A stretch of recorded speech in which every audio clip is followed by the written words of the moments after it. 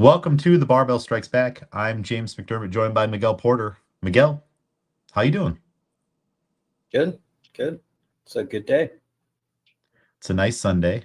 We have a great weather. Costco is open. I was going to go today, and then I thought about it. I'm like, I don't have anything I need to get. So I think I'm just going to wait until I need to go to Costco to go to Costco. Yeah, I mean, depending on the time you went, you probably would still be there. Yeah, because there's long lines, right? Yeah. Yeah, and I don't know if that's if you have a membership and they can only let a certain amount of people in or what. I don't know how any of that works. Yeah, I'm sure that they're going to be like dancing around capacity for like the first month or so. Because Mhm. I think that's really just what it is, where they probably are almost like club rules where like somebody has to leave for another person to go in because they're probably so overpacked. I can't even Yeah, imagine getting into park. Yeah.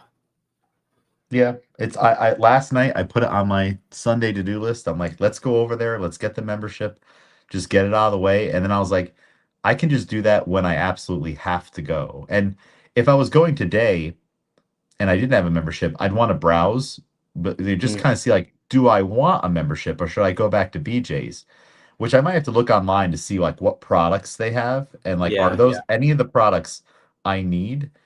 But I read that at this one they don't let you in if you don't have a membership. Yeah, probably not. And I think you can probably start it online as well. I Hmm. mean, I'm sure that's probably part of what the lines are too, that just to get in to like get your picture and signed up for everything, that's probably a whole separate line itself. Oh, they want your picture? Yeah, I'm pretty sure you get a card. Oh, wow, okay. BJ's, they're just like, here's a card. It just has a number on it. You can Oh, walk in. You don't have to be a member. It's just you can't check out if you're not a member. So you can yeah. bring a whole big card up there, and I think Sam's Club might be the same way, because I think I've freely walked in to Sam's Mm, Clubs with no problem. But I guess Costco has security, and they're a little more yeah. official. So yeah, I'm gonna wait. I'm gonna wait. I don't need to do that today. I have other things I can do and instead of dealing with the insanity too with the parking and all that. Yeah. But are you gonna be a part of Costco eventually or I don't think so. I mean, it's the same thing with like Sam's Club and BJ's before, where I mean, it's just me. I mean, yeah, people have tried to convince me, and I think maybe at some point just for ease of things. But Mhm. I mean, I think at this point, me jumping to Costco when I have closer kind of bulk places near me would be a little crazy, especially with Yeah, how busy it is. So maybe down the line, unless the but deal is really good, they're like you're gonna right. get. And I guess too for a lot of these places, I really don't take advantage of the gas thing for BJ's because Yeah, yeah, BJ's is kind of like out of the way. I'm like, well, I don't want to have to drive over there and then wait yeah, in the line, so I'm just gonna get gas now on Wolf Road. That's yeah, how I do it. But apparently, the yeah, gas at Costco is pretty good, and like I like the bulk places for okay, I need Swiffer pads. I'm gonna buy a nice big bulk of it. That way I don't have to buy it as often. I buy my big water jugs, toilet paper, paper towels. So it's just like, okay, those are like every quarterly expenses, and I don't right. have to always be bringing packets or packages of individual water bottles all the time. And oh, okay, I got to get more paper towels. Let me go buy one roll, and then it's gone in a few. So I do like the bulk places for that kind of stuff. Not really for food though. I don't really do it for food. Mm, If I yeah, was meal prepping, maybe. Well, all right. If you're listening, we've got one. Just so you know, if you come right. back to Albany, Yeah, big I wonder news. if the CrossFit Games comes back to Albany eventually. I wonder if Costco will be a big bonus for them on just like the athletes can go there if they're big fans and they have memberships and buy bulk steaks or whatever it is that they need. Yeah, yeah, I guess so. Because you could It's do a that more at BJ's. universal one. Yeah, I would Yeah, say but though. Costco's around more other places. So, Yeah, Other things in the news. Yesterday we were at the Shatter Slam, and it was awesome. Our teams had a great day. The events were tough. Everyone pushed really, really hard.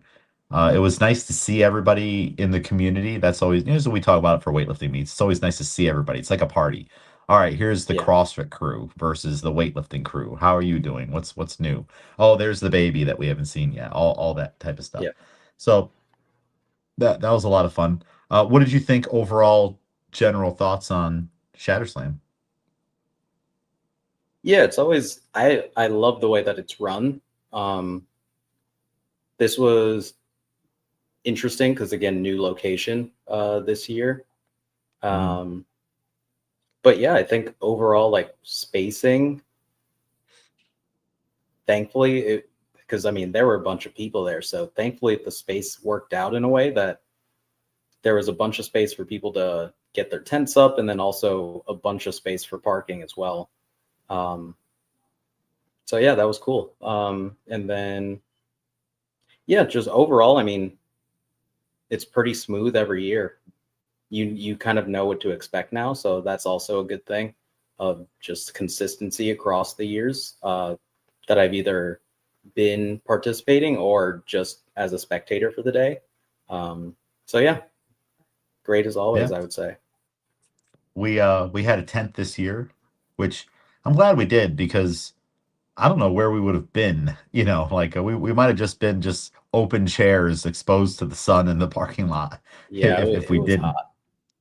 Because the setup was different this year. Where last year it was just kind of a parking lot, and people set their tents up in the parking lot in parking spaces. So we just sat in each other's cars, and talked and hung out. But this year it would have been tougher because you couldn't have your cars there. So Yeah, I'm grateful that we had that tent, and it was I haven't seen that tent in a while, or that canopy, and it's a nice one. I was talking about how we should have a custom Albany CrossFit one. I actually don't think we need to do that anymore because it's just a blue one. It's already our colors, yeah, So hmm I think it's fine. And I was looking around. Really, a lot of other gyms didn't have that. I thought I saw that more last year, where it had the gym names on the canopies. mm. Yeah. But I'm not sure. yeah, so it was good. And so I'm glad we had like kind of a home base, and it kind of worked out too because by the time I got there, all of the grass spots were taken, but it was wet and a little buggy sometimes. So I think it worked out best to be on the pavement in Yeah, terms of tent definitely. location. I mean, next year, try to get there a little earlier to get a little more prime time, middle of the pack Mm. spot. That way, it'd be nice to have like just like more like fellow tents on either side, and also not be Yeah, next to yeah, the porta potties because we were next to the porta potties. You can yeah, smell them every now and then. Um, Event one. So let's talk about how our teams did here. Event one with the 600-meter run into the double dumbbell snatches and the overhead single dumbbell lunges. One, I don't know if you heard, it wasn't a 600-meter run. people yeah. I people were heard. finishing it very quickly, and it was probably like a 400-ish meter run. Chris got his portion of the run done in a minute 39. So that was yeah, that's probably about a 400-meter run, if not maybe a little Yeah, less, maybe a little more. And with the double dumbbell snatches, you had to do 2, 4, 6, 8, etc. With the lunges, we weren't really quite sure. It was 2 per leg, then 4 per leg. So you just mm, have to double that number. But it wasn't just one and one, right, left is two. got It's it. two on the right, two on the left to count as the two. So that was one thing that everybody was kind of a little confused about all the way up to the event until we were doing it and watching other teams Yeah, yeah, to do it. So that it with that event, Chris and Shaf took 10th place with a 2:35 time on the run portion because it was a two scored event, and they hit the time cap plus 8 reps and took 7th place in the second part there. I don't really know what that means though, because the time cap it was a 13-minute time cap, plus 8 reps. Does the plus 8 reps mean you had 8 reps to go before finishing it? Yeah, I believe so. Yep. Okay. All right. All day yesterday, I was like typing it out and looking at the leaderboard. I'm like, what does that mean? Like, Mhm. I'm just not used to seeing it written that way. Yeah, yeah, On so okay. So if I had 1 rep left, it would be cap plus one. yeah, exactly. Okay, I get it now. I should have just asked someone yesterday. But so yeah, they seventh place in that event, and then for Nyla and Maria, they took 11th on the run with a 2 minute 49-second run. And then the second part, they also took 11th, cap plus 21. So they had 21 reps left before they go. So a good showing on event one for both of our teams. Chris and Schaff are in the men's intermediate division. Nyla and Maria were in the women's scaled. Now, did you happen to see any of the videos from our teams from that event? Yeah, I was able to catch the videos. Yeah, I mean, like we said, I mean, that first event is always going to be kind of a similar thing as to last year. Um, yeah, the run made it different. I could tell that the run made a difference there between like a machine. Hmm. So that was cool that they were able to at least keep it a run. So it really rewarded kind of like those just quicker type of teams. Because then you also have more time for that Metcon as well. So yeah, but interesting event. Yeah. The interesting, or like maybe not interesting, like a kind of like a clunky part of the workout was what to do with the second dumbbell when you're doing the lunges. It was Mm.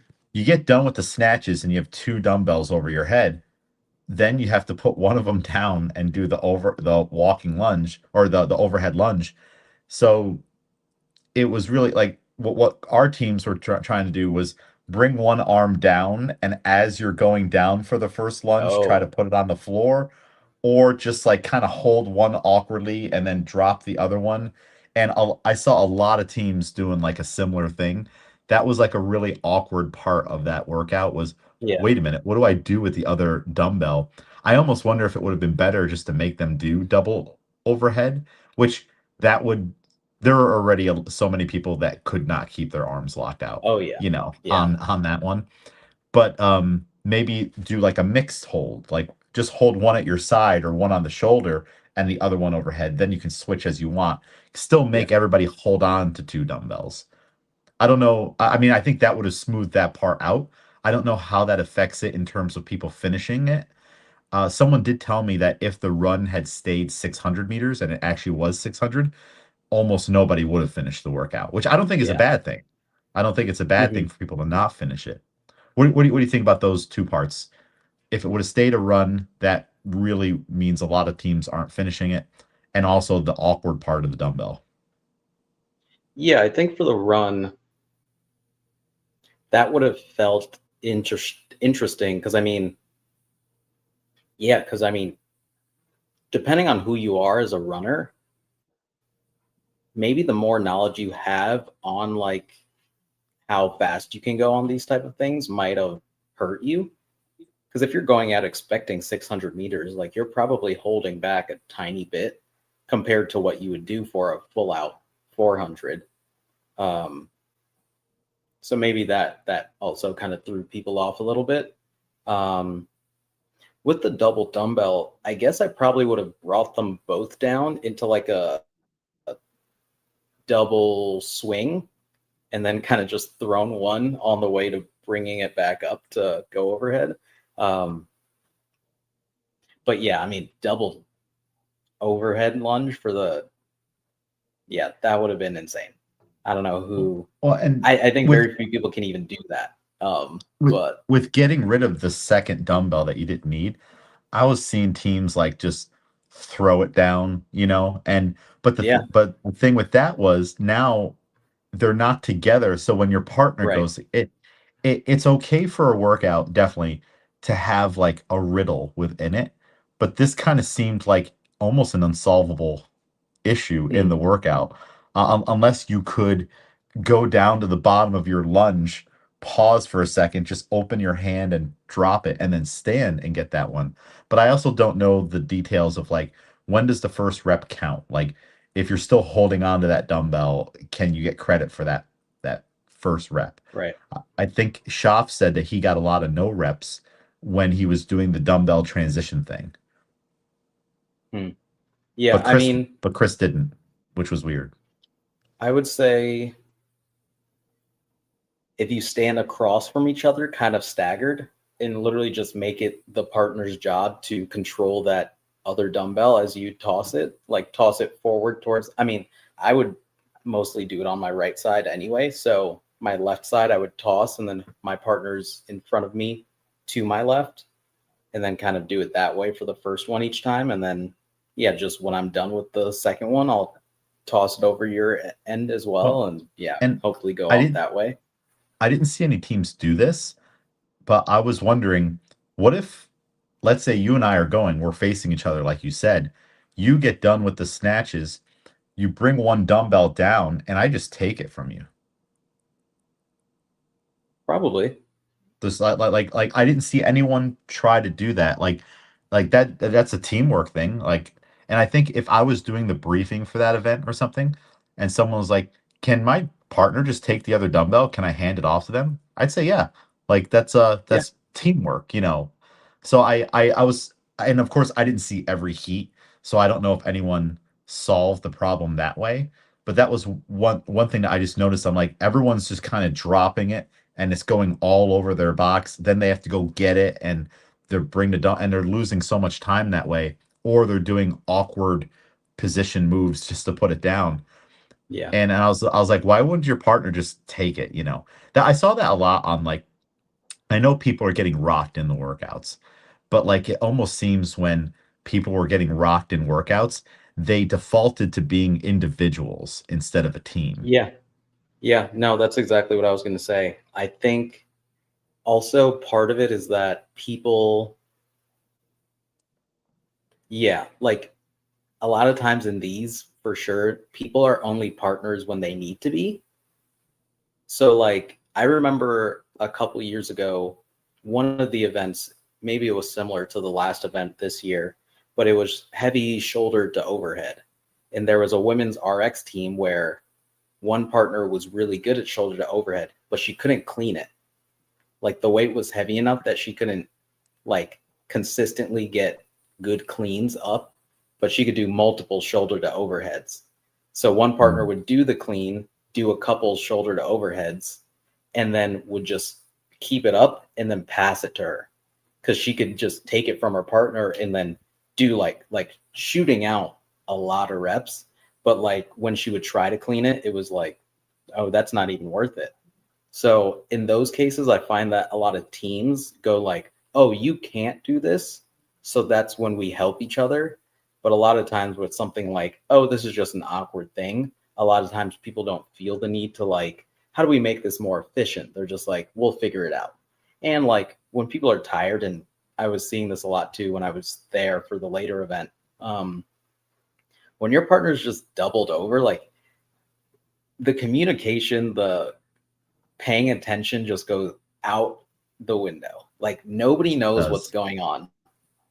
Nobody's like looking over to see like, oh, are you done? Go. Like, thankfully the judges are kind of on that where, you know, if somebody was doing like burpee box jump overs or something and the next movement was going, like the ref would be like, all right, go.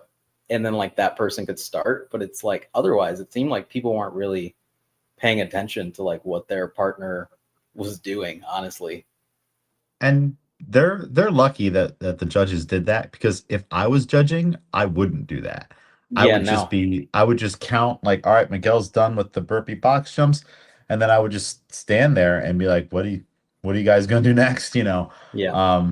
And I think it's a skill to practice on how to be a team. You know, if you go to the gym all the time and you do partner workouts, it is hard if you're not always with the same person.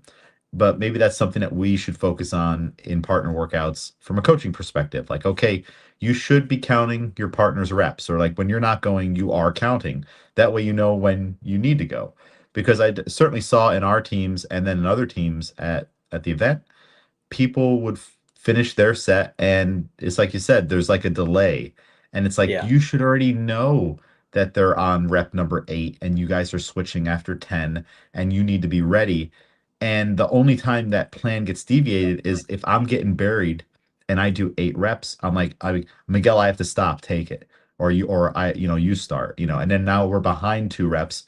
We can make that up later, or you could do 12 right now if you're like, no, I got it. I'll do 12. It's yeah, definitely a skill to practice. And, I imagine, I don't know, I know our teams don't do partner workouts together frequently, just like maybe when they come into the gym or pop up in the programming. Certainly not Shaf and, yeah, and Chris, because they're in barbell club most of the time.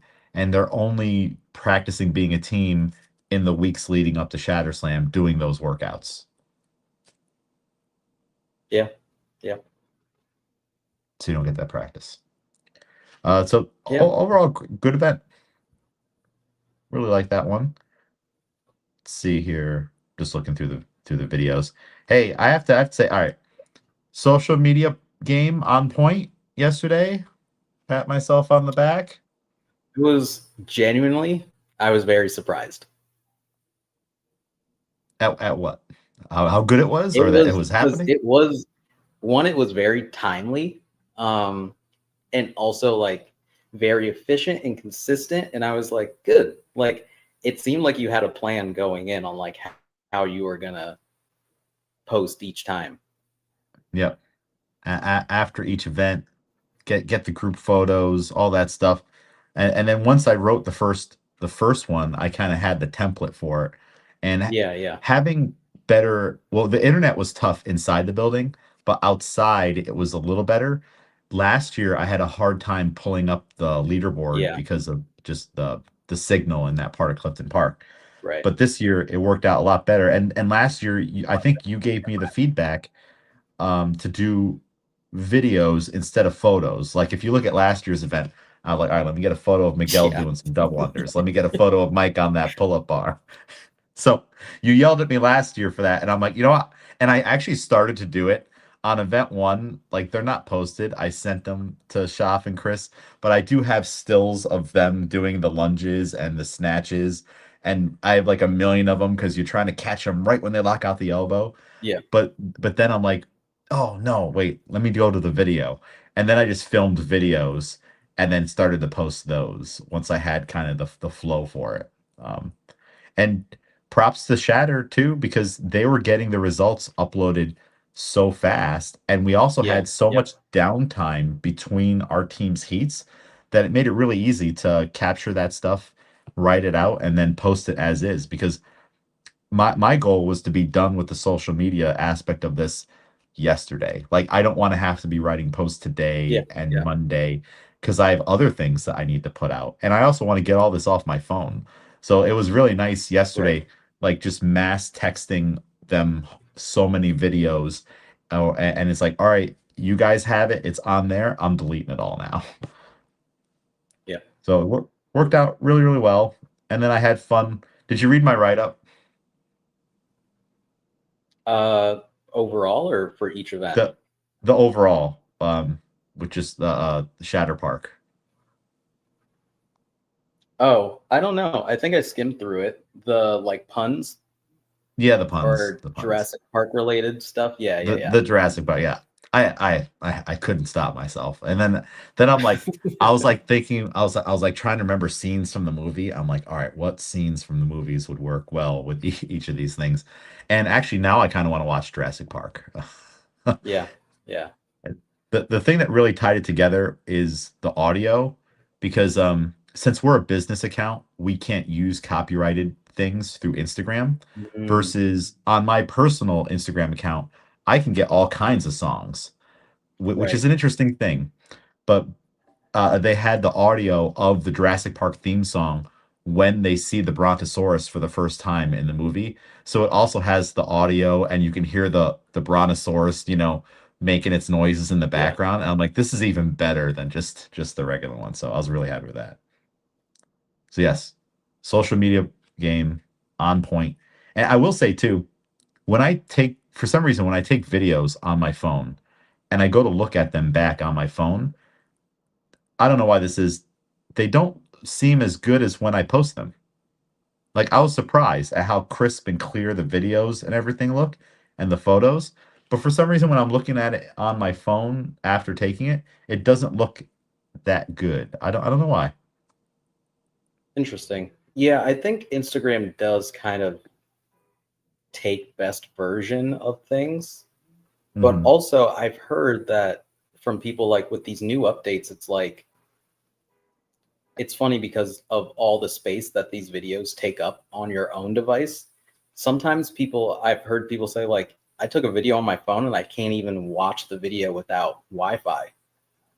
It's Oh, on my own phone. And, like, based on like the settings you have, or like when you try to just rewatch it, like, it won't play back the way that you originally took it. So maybe that's just a new or iPhone thing where they're just downgrading it yeah. automatically. Um, yeah, unfortunately, for some reason.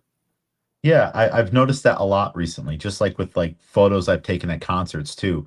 When I'm looking at it on my phone, it almost looks like a little grainy or something. But then I post it and I'm like, Yeah, oh, that actually was a nice photo. yeah, Like that yeah. came out great. So I have to post things to enjoy them now. I can't just enjoy it on my own phone. Right. That's so weird. They're trying to funnel you to there's a whole conspiracy there. Okay. Next we have the weightlifting event, which we were we were back and forth on where we thought this might have been placed. And at the gym, Chris and Schaff seemed to think that this was going to be the final event. But I was like, I don't think they would end Oh, it this way. It's yeah, not, no. so it's good that it was the second event, and it was a clean complex, 9 minutes, one hang clean, one clean from the floor, one hang clean, one shouldered overhead. You can do any kind of shoulder overhead you want. You can do any type of clean you want. They don't have to be powers or squats, or at least not for our people. Um, we had a total for Chris and Schaff of 500 pounds. Schaff clean and jerked or completed the complex with 275, and Chris did 225, which is 102 kilos. And he's been struggling in barbell club with 100 kilos. We've been even just off the rack, just doing jerks, and he got it. So no Yep. problem. And I think too, like I'll talk to him about this. I'm like, you're not fighting it, and you're also not overthinking it in this situation. You know, the music's Yeah. going, you're under stress, you're just actually trying and putting a lot of effort to put it behind your head. On Wednesday of this past week, it was just him and Justin, and he missed 100 off the rack 2 or 3 times, and it was all the way up here. Like his hands are, he just like me and Justin were like, it looks like you're purposely stopping and putting it down. Mm, Like it doesn't even look like there's a reason. It just looks like you're quitting mid lift. yeah. And that is a thing on just like I'm just not willing to put my head under that bar. I'm afraid today, or I don't feel confident today. Yeah. But on this day, he got it with 2 extra kilos. And Yeah. No, I think yeah, it helps also. That's why I love a complex, even just like when we will randomly throw it in a training cycle, because I think it does that as well. Where, I mean, just when we're doing the straight up lifts, you are very much thinking about technique, and especially if you're a person who's like working on your jerk, like that will get you. But for some reason, like, you throw it in a complex and you're like, I can figure it out.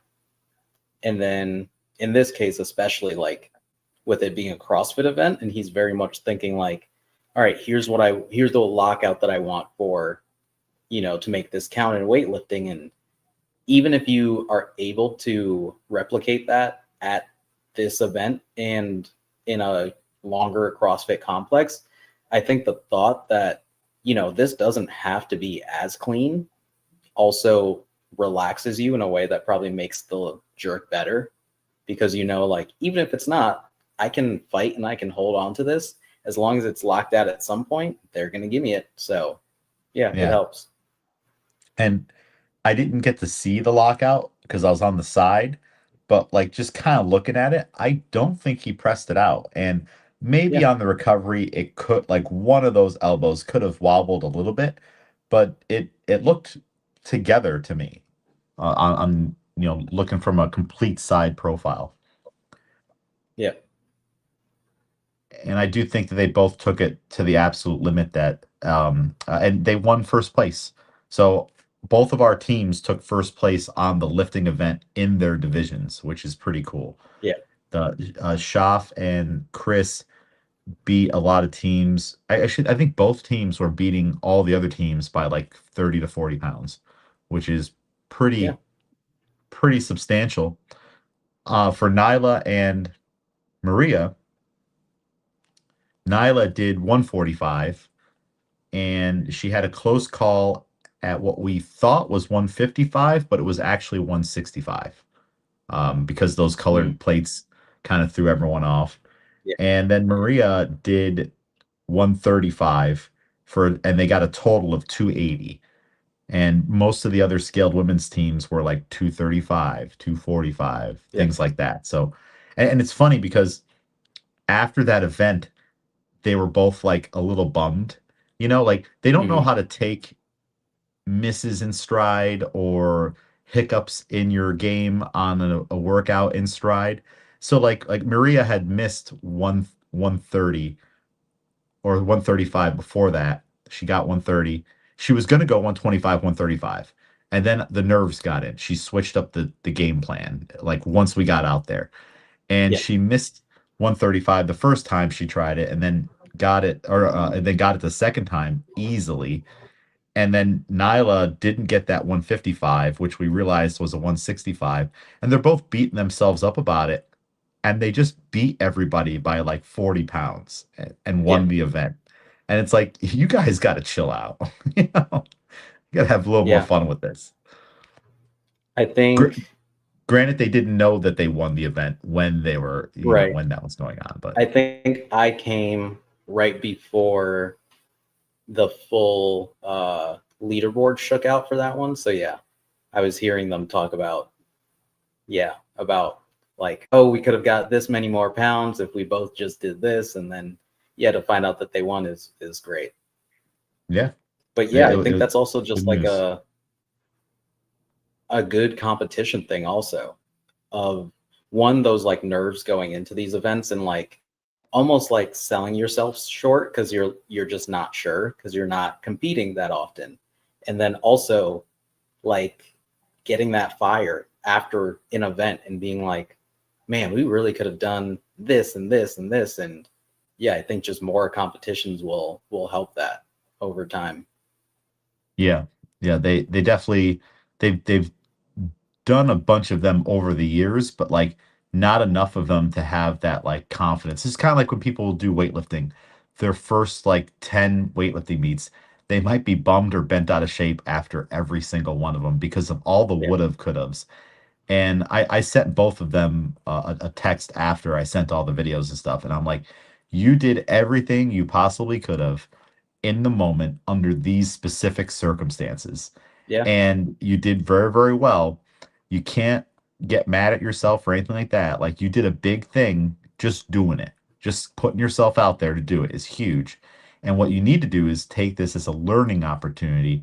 What can I do better? How can I improve?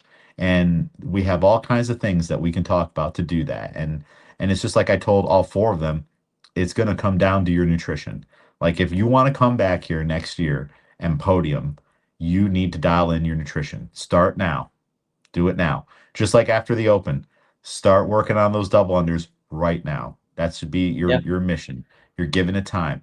Why are you not working on your nutrition at all until a month before the open? And you're like, I hope this it's not going to help. You're yeah, and I think I said this when we were under the tent. I was like, if you'd like to be in this exact position that you're in now next year, keep doing exactly what you're doing now. Like if you want to be Yeah. seventh and ninth place or whatever it is year after year, you can be if you don't work on those other things. But if you want to move up the leaderboard, it's gonna involve the nutrition and all that other stuff. And because Yeah. the people that are beating you, it's not that they are doing that. They may just naturally be stronger or Right. fitter and other things. We don't know what they're doing. But if you want to get the edge and catch up to them, this is what you need to do because you've been in Yeah. this place multiple competitions at different events. Yeah. Yeah. I Agreed. hope they eventually learn that lesson. I mean, it's because it's like it's frustrating too from a coaching standpoint. Imagine if I was your athlete, and the open comes up every year, and I don't have muscle ups every year, and you're like, but he don't work on it at all until it's time for the open. Like, what are you supposed to do with this? What are you supposed to Yeah. tell me? Like, and then that like I'm partying and drinking on the weekends and not dialing in my nutrition. But then when the open comes up and I don't have that muscle up, who am I mad at? Coach Miguel. It's your fault. I was eating Ben and Jerry's every night. Like it's you got to have these conversations with people, and at some point, you as the athlete have to decide. I want to be the guy on top of those rings. I want to be the Right. person that gets those muscle ups. I want a podium. Then do what you need to get that. Yeah. Yeah. And I mean, I've said this before. Weightlifting is one thing. With CrossFit, all of us have so many factors that if we changed at least one of them, that's a bump. Yeah. Like there's so, and I mean, my basic thing was like for Shaf and Chris, it's like, you guys aren't doing CrossFit. You can't expect to do CrossFit in competition when you don't do CrossFit. Simple as that. You Um, won the weightlifting event because you're weightlifters. right. And it's like, and it showed that that doesn't translate across other things as well. Um, like, that, and I mean, yeah, last year they didn't win, right? No. They didn't win the event. I think they were pretty high up, but I mean, there were more people that were around the same. I think the guy who was judging their lane, he was also in intermediate team last year. I remember talking to him, and he and his teammate were like close to them also. And I mean, Mhm. yeah. So I mean, even if you go max weight overall, like if you got Shaw, you got a good chance. But like then you have other events where it might be a lighter load, but it's like how fast can you get these done? And for how long can you hold it? Like that's CrossFit stuff. So, but I mean, yeah, I love going to these things, and I love talking to our athletes about competing because it's so simple, and then it's you hope that like good we can use this, Yeah. try to use this for not the next, like don't even think about next year yet, just like for right now, like what can you do next week, what can you do the week after that, and just like feel that and then bring it into the next event that you do. Well, and I mean, and I explained to them it's you don't need to do more training. This Hmm. is where everyone kind of goes crazy with it. And it's because more training is the easier route. But it's like Hmm. how long can you go ignoring your recovery and your fueling? it's it's only going to take you so far on any of these Hmm. goals. It's the foundation. So it's like you can't add more training because that's going to require more recovery and even better nutrition. So it's like you don't need more classes, you don't need extra, you certainly don't need extra accessory training, anything like that. That time should be spent meal prepping or figuring it out, whatever. Get that Costco membership and go get bulk beef and stuff like that. And it's such a hard thing because you can feel like you're getting results with more extra training, that the training that you don't need, because you feel like, all right, I did it, I'm checking the boxes. But it's like it's harder to get that feeling, especially in the beginning with the nutrition, because you have that first meal and you're like, well, I did it. And it's like, yeah, now Right. multiply that by like 200, like how many, it's a longer build-up period. So it's just a hard thing for athletes to understand and to really get them to buy into. And they're not going to see the results right away. And nutrition and body composition are a weird animal where it's like you might Yep. feel really good for a week or two. You're looking good, feeling good in your skin, and then all of a sudden you go through this like weird phase where you're like, even though I've lost weight, I feel large. Like it actually just happened to me recently, where it's like I'm still down 25 pounds, but I'm like, I feel I feel like big for some reason, Mhm. and that could just be like stress, or we're getting close to Right. states and holding on the water. It could be the weather, it could be so many things. And so it's just such a hard thing for athletes to buy into the nutrition because they're not going to see and feel the immediate gratification results. It's a longer, slower burn that requires immense discipline. I don't know. Yeah. When did you first buy into nutrition? On like, okay, if you have, you might just I be mean, naturally gifted. again, they're so because there are different ways about it too. I think my biggest thing, honestly, was when I was trying to gain weight. Um, yeah, I think really what got me into it was the gaining weight and like tracking things and going like, oh, I've been under eating this whole time, and really looking at what you're taking in and just without even ever really like tracking macros or anything, but having an idea and then like looking at breakfast and being like, oh, there's like one, two eggs isn't enough. Like with all of this and what you want to do with it. I think a lot of it, because I take from a lot of different sports as well. So like really looking at, oh, food is fuel and just looking at it from that lens. Because no matter what your goal, whether it's gaining weight, losing weight, or just simply for performance, like you have to do things that allow you to perform at the end of the day. Um, so I think that was the biggest thing of like even going on bodybuilding.com like in college and looking and being like, if I want to gain 5 pounds by this time, like what would I have to do? And then, yeah, just little things like that. And it's always been something that I've been able to kind of dial in when for whatever it was, switching whatever sport or focusing specifically on something for a while. And just overall thinking, how can I fuel myself to have the best performance in what I'm doing today? Yeah, yeah, and I feel like if you learn that discipline for the nutrition part of it, then you also look at the rest of your training so much more different too. Like now you're investing outside of the gym in your performance. You're eating those extra eggs. You're doing what you need to do to gain weight. That's gonna make you view your workouts a little differently too. On like, oh, I might Yeah, put a little more effort into those because like now I feel like I have the foundation to gain more muscle. In laid out. So that just changes your whole mindset as an athlete. And if you don't have that foundation under you, you're just kind of hanging from a pull-up bar, dangling your legs, and there's no floor yeah, underneath you. So, yeah, I really hope that this helps them. And there's so many, it's hard because there's so many layers to nutrition too. And there's so many things out there where it's like one, like you almost can't look at any of the pro athletes and like this, just know that they eat to fuel their performance, but yeah, don't even try to copy them or whatnot.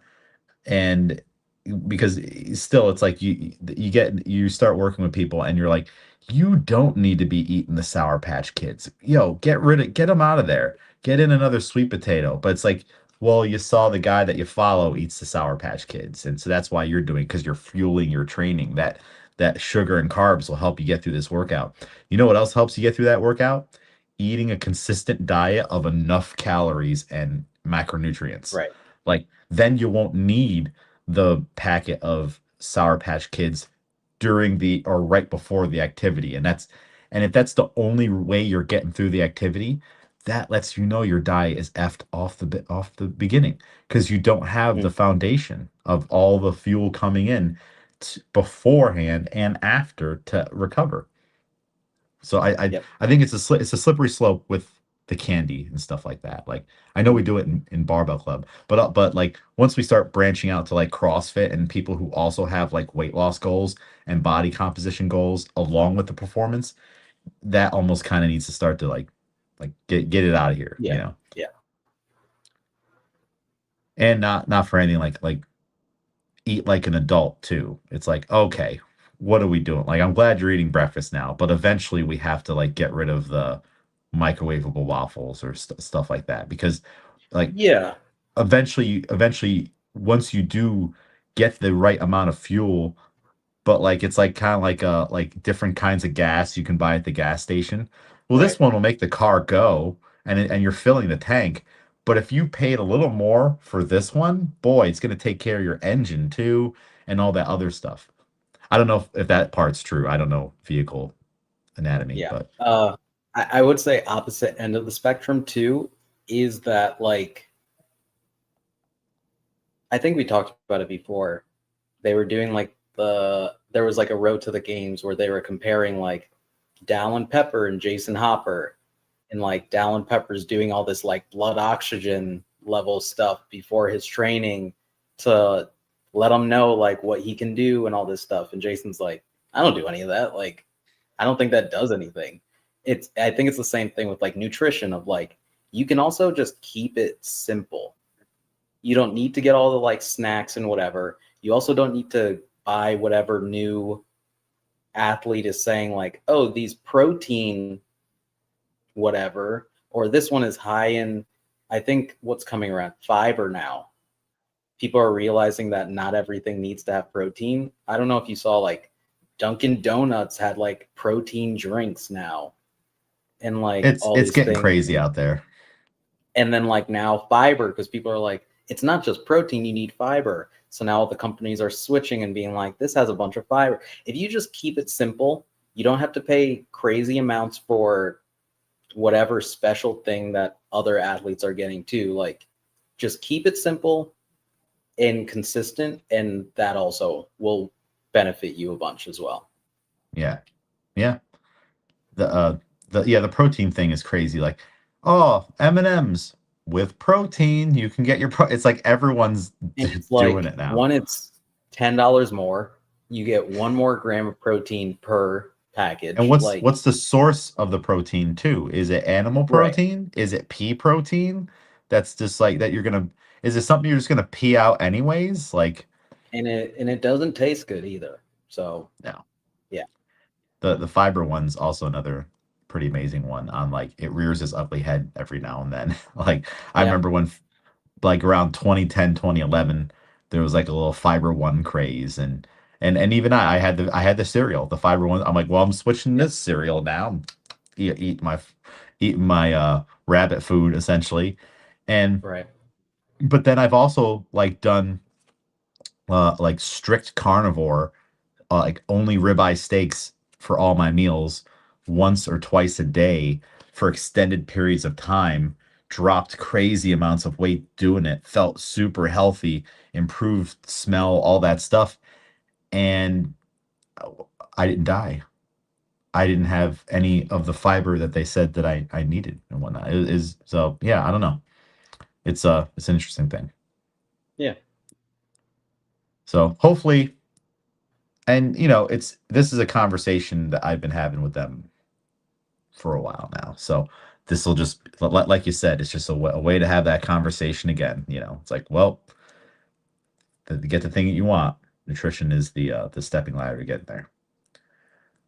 I did notice for the weightlifting event, just looking at other teams, boy, there are like so many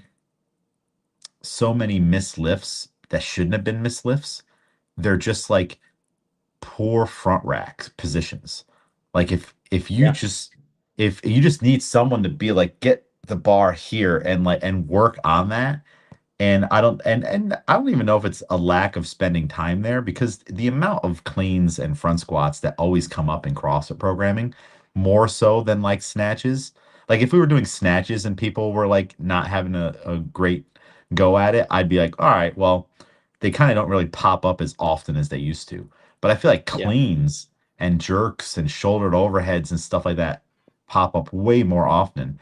And I was just watching people's front racks and like the bar would be down here, and I'm like, just if you, and then they'd go and get it, and then they shake their head and drop it, and I'm like, the plates, you only got one plate like this. I'm like you're so much bigger than that weight. Like it's so I don't, and of course I don't know their experience. I'm just noticing the position they're yeah, in, and I see the shake.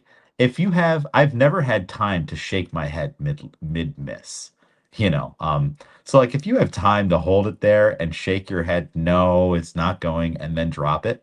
Come on, like it yeah, just wasn't in the right starting position to begin with. So I noticed a lot of that. yeah. I do feel that overall our gym population is, yeah, I don't know if it's like chicken or egg, right? Where we're just lucky to have a population where everyone's is at like beginning of class before you even start saying things like already decent. And then like there are a few people where it's like, yeah, this is something to work on. But I do feel like we also have high standards with that. Like we are always saying elbows up, more, more, Yeah, and things like we really don't see a lot of like catching cleans like really low or anything like that. I think we also do a lot of work through the middle as well. Like if I'm doing cleans with people, I'm working on that like quick turnover, like our muscle cleans and things like that, and being like, here's where we're aiming for when we're doing that. And here's how fast your elbows are going to need to go to, put yourself in these positions. But yeah, I would agree. I think I saw a couple people doing the floater, and then I saw the shoulder to overheads later on. And I was seeing, again, really strong people just in positions that were not favorable. And I think mm, sometimes that strength is a part of it where you're so strong that, yeah, it's hard as a coach as well to see somebody so strong and then having to keep them down because you're like, we really got to work on getting your elbows up, even though they're getting those weights. And you're like, we are building to a heavy one today, but I really want to see this. And yeah. maybe that's also a part of it. Well, and it feels hard to do that, but the reason you're doing that is similar to like what I said before. It's like, do you want to be in the exact same spot that you're in 6 months from now? Because if you just keep going heavy and spinning your wheels and get really strong at like this messed up position that you're in because you won't take weight off the bar, then it's always gonna be around that weight. You know, like let's Yeah. say you do get 225, you're never getting 275 in the Yeah. state that you're in. Like it's you're gonna have to take weight off the bar. And I think there's a lot of people out there in the CrossFit space that they're just perpetually hovering around their PR. Like they Yep. might get like 5 pounds here and there every now and then, but then like even as their PR does go up, like there's like a miracle one day, you ain't gonna hit that again for the rest of the year or whatever it Yeah. is, you know. So, but it's like if you take the weight off and work on your flexibility and stuff, then it will come. And so it's difficult right now when you're telling someone in class, "Hey, let's keep it light today, hit these points." You're doing the work for down the line, 3 months from now, 6 months from now, a year from now. So you got to do it. It's another Yeah. one of those hard things, you know, avoid the instant gratification. And with the cleans too, our people our people are really used to doing squat cleans and squat Yeah. snatches, I feel. And you could see it in a lot of other teams, especially the scale teams, where it's like, mm, you again, it's probably a weight thing. They can power more than they can do the full. So whenever there's an option, they will always default to the one that they can lift more weight with. Yeah. But and the squat clean is uncomfortable. The squat snatch is scary, but if you don't demystify them and break them down and get comfortable with them, it's just going to put an upper limit. I saw so many scaled women doing the clean from the floor would be the one that would really get them, and they would just pull it to around belly button level, and it's like, man, if you could just right there just release everything and just pull under that bar, you'd have it, no Yeah. doubt. But it's just all loaded in your upper body too. And then there's another thing. I'm like, I feel like our people also know how to use their legs on the pull and the extension. Versus I saw a lot of people where it was like that weight was in your arms and shoulders right off the floor too. Like Yeah. it was destined to not go anywhere, because you're going to get to the top end of the pull and you've got nothing to push with. So I Yeah. saw a lot of those things. That's just like scanning the room and being like, what do all these people individually need to be better weightlifters? And I'm like, oh, I see it. And but also I think it probably the competition shows you what they prioritize in their training. Yeah. I do think, obviously, with Shop One being a coach and having his level two in weightlifting as well, um, and then Chris also being in barbell club, but you can see it with Nyla and Maria, that also the benefit of having three coaches in your gym that are like very much weightlifters. Like, because I mean, they have you as their coach probably most often, but I mean, the emphasis that we have on when we're able to coach those movements as well, and just knowing what we're looking at and what to look for. I mean, how many times have our people probably heard that a missed power clean should just be a squat clean versus everybody else in that field? Like, Yeah. even if they were like, I want hours today and it got a little heavy, like they probably just sink more likely than other people. Like, I've said it so many times in class where I'm like, I hate when you guys pull it up like past your chest and then let it fall. Like, that's insane to me. So Yeah. I do think that we also, they get a lot of benefit from having either you, me, Shop, and then of course it spreads across our whole coaching group in the gym of, yeah, this is how we kind of teach these movements, and comfortability with that, and just knowing in the back of your head, like, here's how we get these weights when they hit a certain point. Because a complex is different, especially in like these CrossFit settings where you're like, it might be more efficient with all these reps to do a couple powers in there. And even if they do go in, like, they're efficient powers, they're not like full starfish. And then how can you even get another rep after that? So Yeah. yeah, definitely a lot of benefits from that as well. I was happy to not see anyone on our team's starfish one of those hang Yeah. cleans. And I did talk to Nyla and Maria about their strategy, and they both seemed pretty confident in the powers from from the hang. So I was like, you could do like there's so many combos. You could do one power, then go from the floor and full that one, and then power the last one or full it if you need to. Like, don't be afraid to switch them up in the moment. And if you practice both, you have two weapons instead of one to Yep. use, and that's how we warmed it up. When we went to the back room, we did one power, full power, and then the jerks, and we practiced push jerks and split jerks. Very interesting in the warm up room. They had preloaded bars and no extra weights, so you had to kind of Hmm. use whatever was there, and there were some men's bars or women's bars. I think we were on a men's bar that had 95 pounds on it. So that was kind of a surprise. I get it. It's a small space. And if you Yeah. allow extra plates there, there'll be plates everywhere and it'll probably become unsafe. So like they had the clips like duct taped to the end of the bar. So that bar was loaded with 95 pounds. You'd have to take all that tape off and add more weight to get another weight on there. I think the heaviest men's bar was 135 that they had back there, Yeah. Yeah. which Hmm. seems about right. I mean, I guess if you were gonna go for like 375 or something, you might say something and be like, "Hey, can I get a Right. little something else back there?" But Otherwise, I think with no them knowing the field and who's coming and how much weight they expect, they're like, why would you even warm up past 135? Just hit Yeah. 135 and then go out there and do it. Which I do like the CrossFit style of that. Hmm.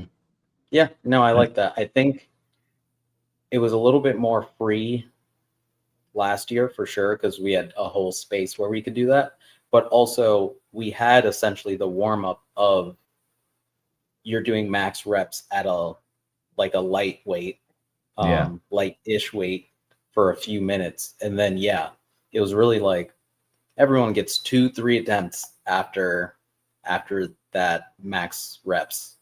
Um, so yeah, no, that makes sense. That's interesting. yeah. And they also had the rings taped. So once the rings were at a standard height, they taped those. Nice. Which I mean, I don't think we ever had issues with that, but like people will move things if you don't Yeah, make it so they can't move them. So more than they need to. Yeah. yep. So that's the weightlifting event. Awesome job from our teams again. First place in the divisions. Final event.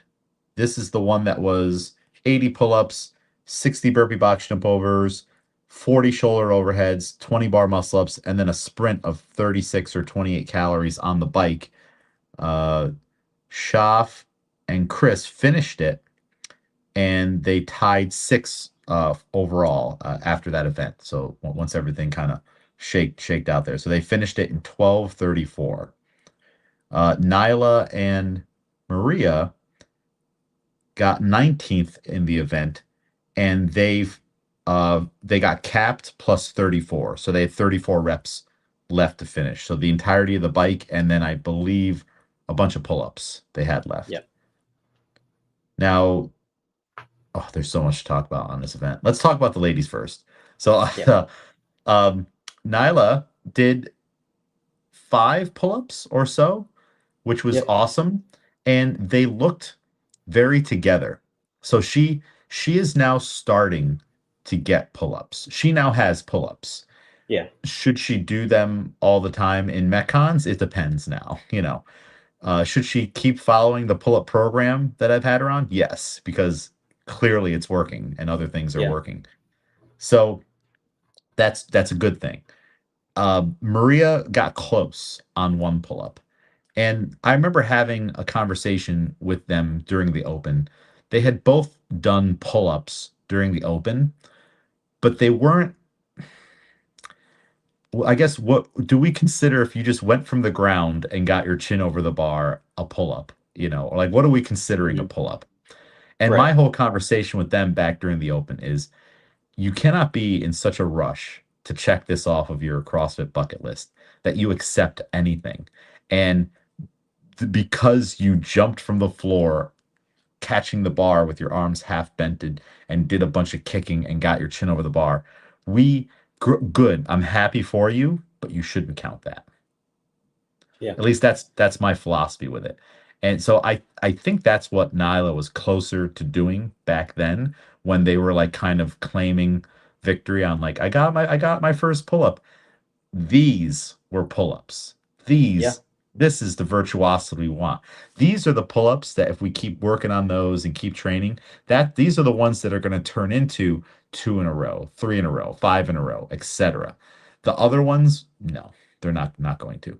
Yeah. So I try to be cautious of like celebrating things that really shouldn't count. I'm sure there's so many things that we could think of, of other movements where it's like, ah, gosh, he got over the rings, but like in it in Right. what Yeah. in a way that wasn't productive at all.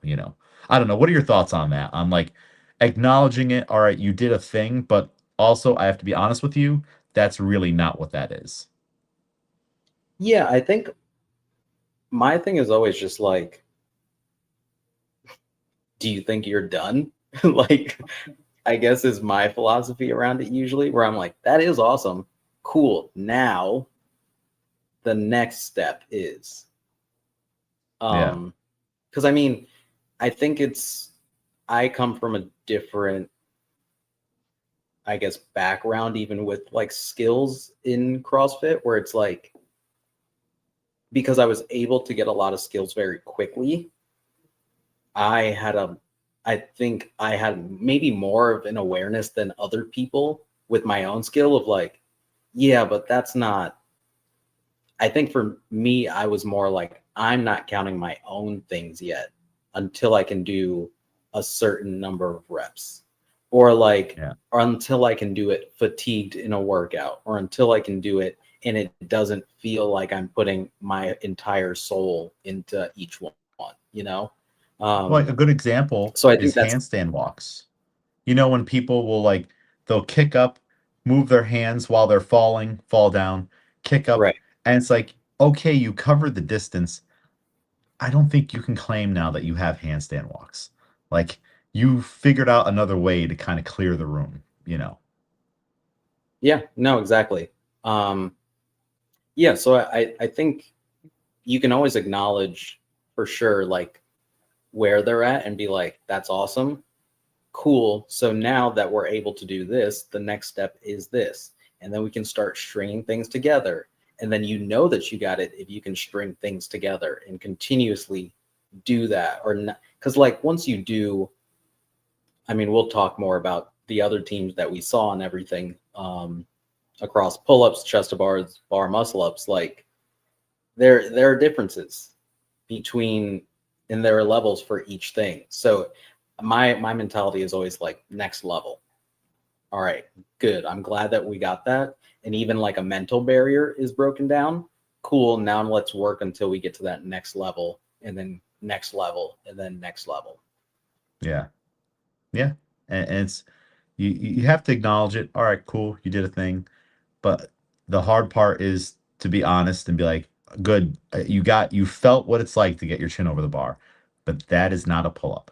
You know, you did not start from a dead hang with your arms extended and then get your, you know, even with a kip or whatever, get your chin above the bar. You just figured out another way. And you and I are different in that, like, we were never or seemingly in a rush to get these skills or milestones until they arrived at their proper time. But I do think some Yeah. people think a lot about it and they want it so bad. Miguel, they want it so bad. They want to get that handstand walk so bad. And they want it so bad, that's when they start to compromise and they're like, well, I'll just get it this way. And then Yeah. now I'm like part of like a different group of people. Look, I'm one that can cross the room on my Yeah. hands. And just so people they just take these things to different avenues. And as a coach, you got to be like, look, let's rein it back in. Here is the path. I've showed you the path. It involves that work, that commitment. You got to walk down that road. You just went on a little detour, but let's come out of the forest back onto the path. That's what's going to keep you safe and healthy and get you long-term results. So, yeah, it's an interesting thing on what goes through people's minds with some of these things. Yeah. And it's just But I it's just mean, because they care a lot. They want it, you know, which is right. good. We In order for you to get it, you have to want it and you have to be like hungry for it. But it's like Yeah. you have to understand it's going to take a long time and you can't jump out of the ship until you get to the shore, you know. Yeah. But I mean, a lot of other, I always like this like third event thing, like long chipper, because it's like you get to touch on a lot of things, and they did a lot with Yeah. the shoulder to overhead, the burpee box jump overs, the yeah, a lot. So Well, yeah, it's a good event to watch. and I like what they did with the workout, especially like for scaled. They started off with ring rows, then the burpee box jumps, and then now, if you want to finish it, here's the pull up part. Here's going to be the separated part, and it's just like in the open. The open does it the exact same way. Yeah. The open might start off with, "Oh, you can't do it. Guess you're going to be Hmm. standing on that pull-up bar. We don't care. You should have been working on this." You know. So I like it when the workouts do that, or the event test does that, where it shows you right in your face the thing that you don't want, which is the reality of it. There's no escaping this. You you took this as far as you can, and boop, the door is closed. Sorry, Miguel, Yeah. this is where you stop. And you're like, but there's another thing on the other side of this that I know I can do. But the event's like, no, man, you didn't do that practice for the last 6 months. You have been like so. I like that reality check, and we saw even during the workout, a lot of emotions came up during this workout on both Yeah, teams, and that's good because you care. And like I know, like Maria didn't get a pull up. Her her best one was the first one that she went for. She was really really close, but it wasn't enough. And I explained to her, I'm like, look, it's okay to be mad, but like you knew this was coming. You knew where you were at coming in. So it's like okay, you want to be hopeful. You want to be like, maybe this is where I'll get my first one or something like that, or yeah, like like everyone like fantasizes about events that they're in. Like you may have done it before, where you see yourself snatching 100 plus at states, like, oh, it all came together, in your yeah. head, and then you get there and that bar just falling in front of you. But that's just the reality. Like, this is where you at. So it's like, if you're mad or upset, good. Be mad and upset about the things you didn't do to lead up to this moment, and now let's do them. We're right back to that conversation. Right. Yeah. Agreed. um let's go back to the men now. So it's just the the funny circumstance of Schaff and Chris in the final event. So before the event, we're under the tent, and there was all kinds of talk on, all right, we're gonna lock it in. Like, it was serious talk. Like, the dino hats were on. We're gonna lock it in.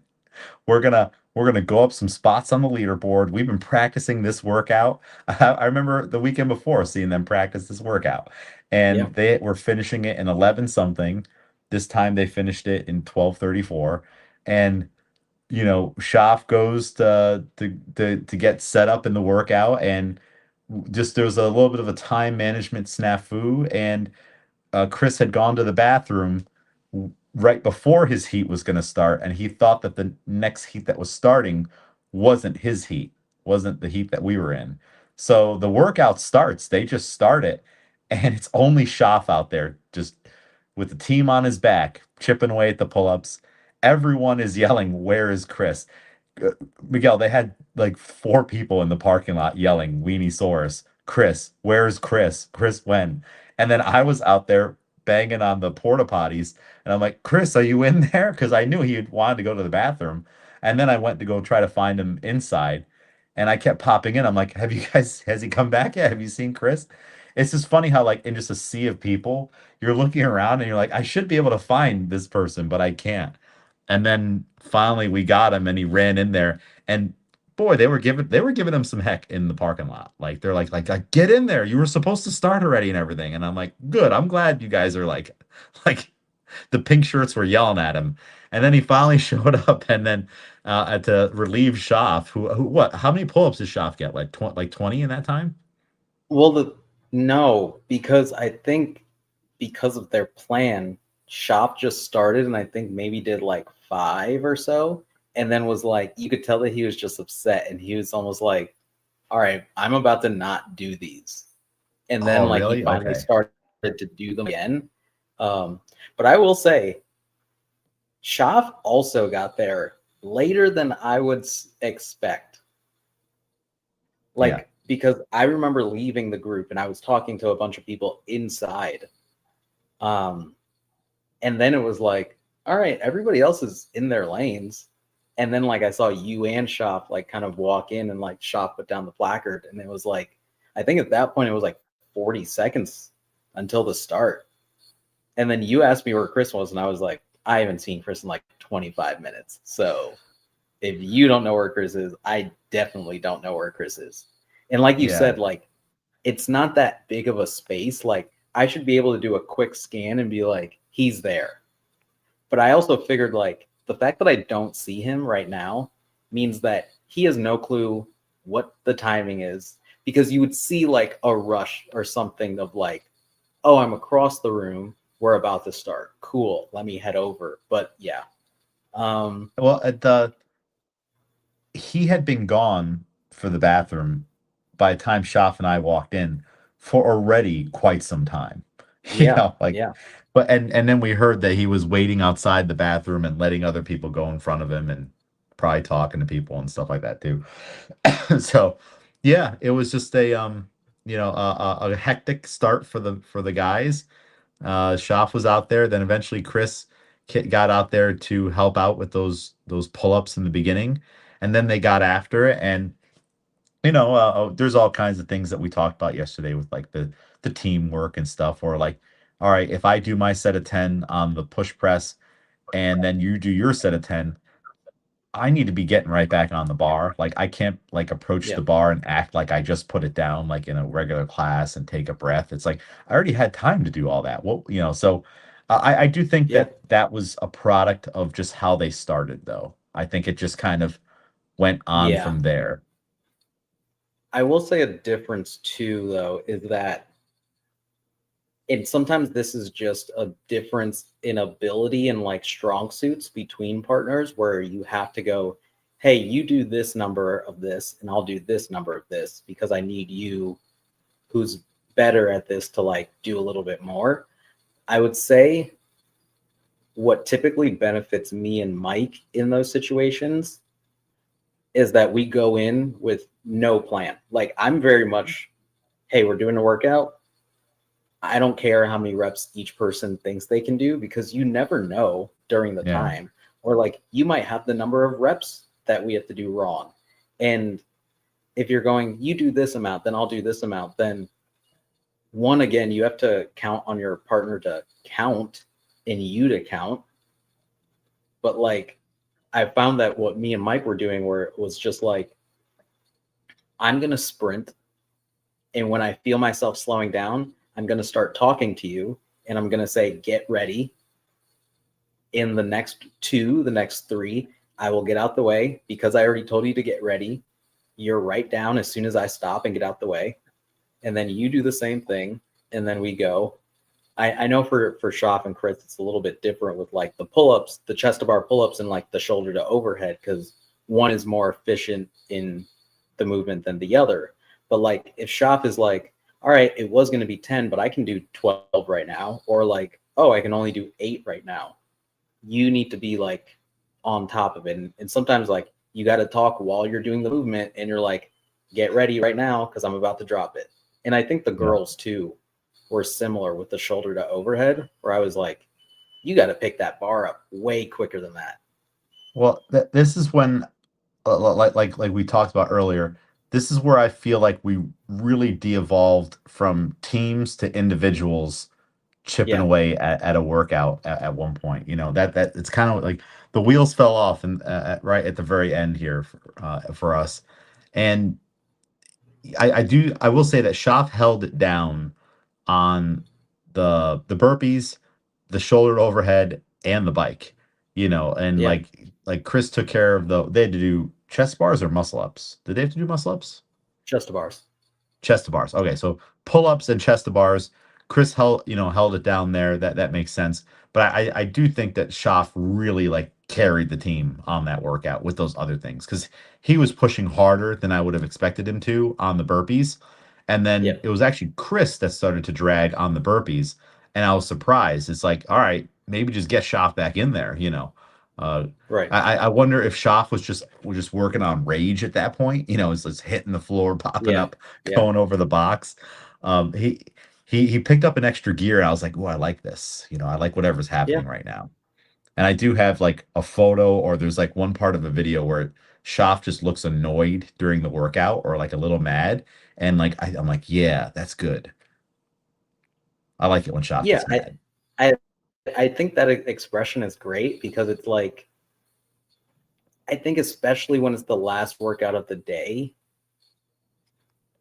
pacing needs to go out the way. Like you should come off of that movement when you switch with your partner and almost go, I can't do that speed again, but try to hit that speed again when you're back to that movement. Like there shouldn't be any pacing. Yeah, Like I remember the burpees last year where Mike started and I was like, whoa, Mike, slow it down. And then I started and then I was also going that same speed. And it was like, are we making a mistake? But it was like, no, just like go. yeah. Once you slow down, get out the way. You have a partner for that reason. You're putting yourself at a disadvantage, searching for comfort, and if you find a little bit of it, clinging on to it during a very uncomfortable thing that's happening right now. Yeah. You kind of have to lean into the uncomfortableness and the pain of it. And like this is just how it's going to feel. Because that might be a separator between you and the team next to you when they're just like Yeah. they just like, no, I'm just gonna like I know in 5 minutes this is done. And really that means it's 2.5 minutes because I'm here with my partner. So I Yeah. know we're almost done. It's just like at the tail end of a workout to like ease off the bike when you see there's 10 seconds left. It's like, yeah, that's great practice for always doing that. And then when you get in a situation you care about, guess what you're going to do? You're going to come off the gas pedal. Like we see in our classes all the time. People just assume if it's a 15-minute AMRAP that at 14:50 it's time to be done. And it's like, no, no, that's not champion's mindset. That's weak. That's lame. Like you need to like be like, oh crap, I could maybe get an extra calorie if I push really hard in this 10 seconds. That's the mindset that you need. And those, not that they necessarily have that mindset, that's the gear that some of the people that are beating you definitely have. Yeah, for sure. For sure. Yeah. Um, back to the ladies. So we did have a an issue on the burpee box jumps where well one, they allowed step ups for scaled. I think it's if you are given something by the workout, you need to take it. You know, like Nyla was adamant about jumping, but it's like it probably would have been faster to just do the burpee and step up over. Like because Yeah. Maria was flying through it, and you look over at other teams, and like a lot of them are stepping. I think a burpee step up for a lot of these teams is way faster than the jump. So I think Yeah. it's like you got to like change your plan when you learn information and be like, no, this will be better for longevity instead of being like, no, I'm going to jump because that's the workout or whatever it is, you know. And then she ended up hitting her back shin on the box, Yeah. and that sparked a mini meltdown, you know. And I was trying to tell her, I'm like it's okay, it Yeah. happens. It's you just have to move. You have to move on right now. You've 5 minutes left in this workout, and like, but you could tell like it's like you have to like you can't be emotional like that in the workout. Like you're never going to see some of these games athletes have be that emotional, like going from 0 to 100 because they're already in a heightened state. Why make it worse? You know? So that's just another like competition IQ thing that our teams just need to learn. It's like you have to roll with the punches. It's like, no, you hit your shin on the box, move on. Like, all right, I know Yeah. you're mad. And then she's like, what? She's like, what's happening? What's happening? And I'm like, it's bleeding. You cut it. Like, did you hear any? I don't Yeah. know if you heard any of this. Yeah. No, no. I mean, it was funny, even the lead up, because obviously with my box jumps and the way that I tell everyone to do box jumps, and obviously it's easier said than done. Like I was hearing it first. I was hearing the jumps, and I was like, "Oh, she's close. Like she's close to the edge of the box." I could, because I my view was covered honestly, Yeah. and I was like, "She's very close to the box." The heat before, there was another woman doing uh, jumps instead, and her partner I think was doing step overs, and I could hear the landing, and I was like, "Ooh, you might not want to jump." Yeah. Um, and then I think I saw at the moment that she tripped and hit her shin. And then yeah, like initially she just kept moving. And then it was like when she stopped and then Maria went, I was like, no, she's losing it. Which will happen. Well, It'll happen. But again, first there was a white mark, and she's yeah, like, "What is that? What is that?" And I'm like, "You just scraped it. It's just skin."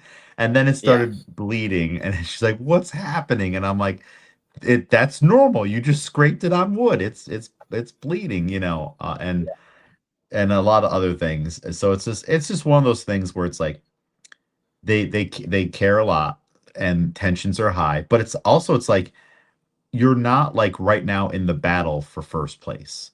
And like that happened and now you're like going for like it's like come on, like let's finish the yeah, finish the event. Like we're kind of uh, um Do you think is it more often that people like at the games is the top five putting more pressure on themselves and reacting highly emotional to any little situation less than let's say the bottom five who like are like further away from it? Like, is there like a situation there where it's like the further you are from like the top, the more reactive you are to when things kind of go wrong versus if you're at the top, you're just kind of more cool, calm, and collected about everything?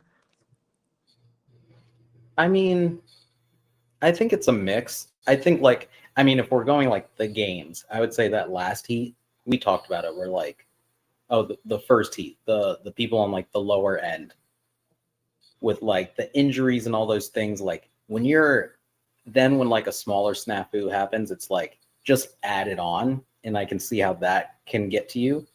Um, but again, I think it's like as an Well, how about local athlete, level? yeah, I think it's just more reps in competition also. Yeah. Like things are going like the more you do these things, the more things can happen and will happen. Like people who use grips, like people's grips rip in the middle of workouts. Like weird things happen all of the time. Like your jump rope snaps, your this happens and that happens. And it's just the more that you're able to deal with it on like that type of stage, the less it'll impact you, I think.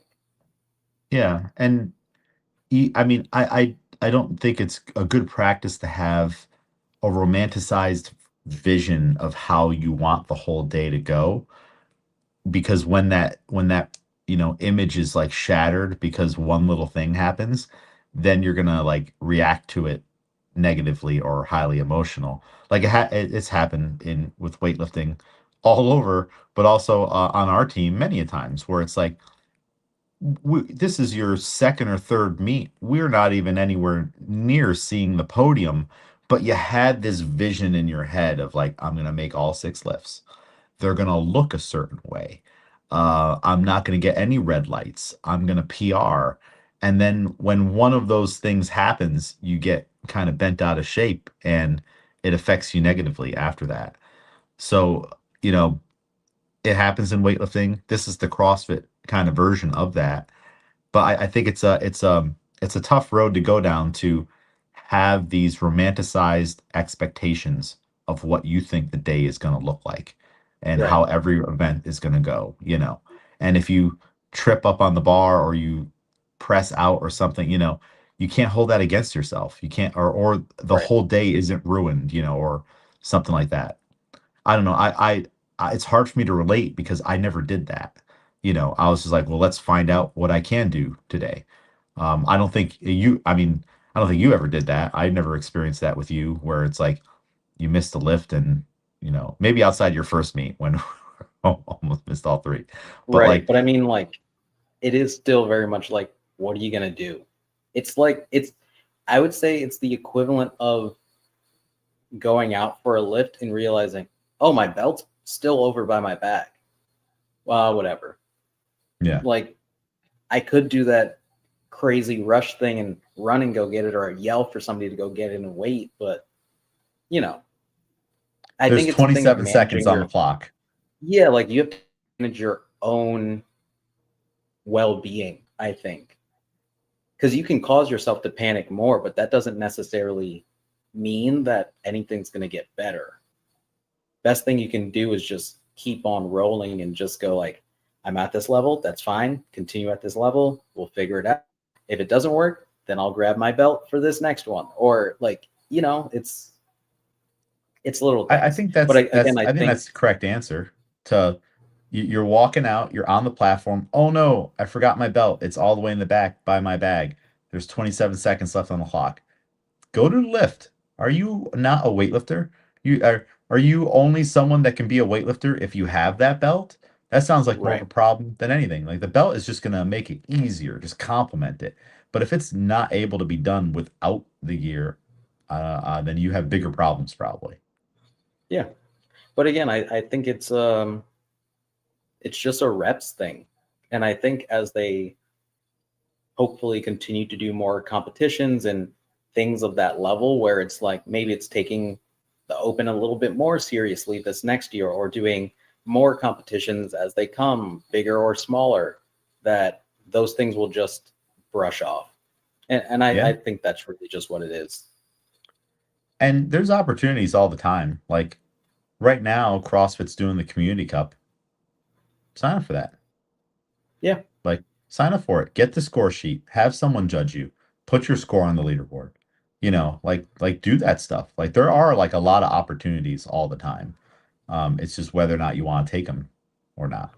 Or And just come, regular class, like pick one a week that you're like, I want to compete today. My goal is to compete. And you can even like tell your coach at the beginning of class, like, hey, this today is this workout. I think today I just want to really go for something. So maybe that's scaling it this way so that you can work on, I really want to go fast today, or like I really want to go heavy. And it's just like choose a day and yeah, decide this is the intensity that I'm going to bring, like I'm racing today, because it has its place in class. Maybe not every day, but yeah, if you decide and you go, yeah, this is how I want to approach it today, then that works. yeah. Not definitely not every day, but let's say someone comes to your class, the workout's Jackie. 1K row, 50 barbell thrusters, and then 30 pull-ups.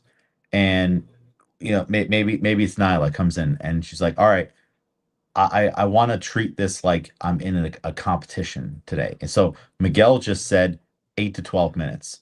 So that means 12 minutes is the cap for me.